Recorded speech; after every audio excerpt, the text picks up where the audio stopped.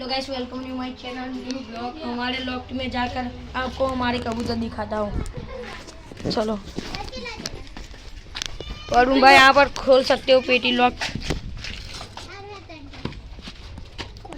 चलो लॉफ्ट सब कबूतर बताना अपनी लॉफ्ट को और पेटी भी बताना। चले जाओ अंदर, अंदर चले जाओ। वहाँ पर मेरे वरुण भाई बता रहे हैं आज रणवीर भाई और हम रहे, इसलिए हमने रणवीर भाई को वीडियो में आना आ नहीं सकेंगे। कबूतर सब बताना, पेटी भी लॉक खोल के बताना।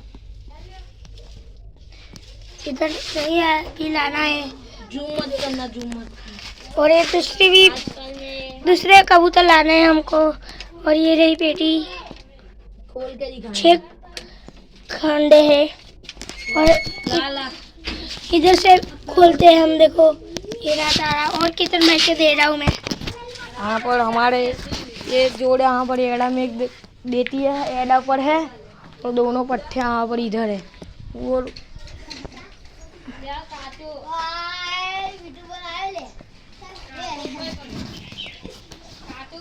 लोग गाइस, यहाँ पर से हमारा वीडियो ही ख़त्म होता है। चलो दूसरे ब्लॉग में हम मिलते हैं।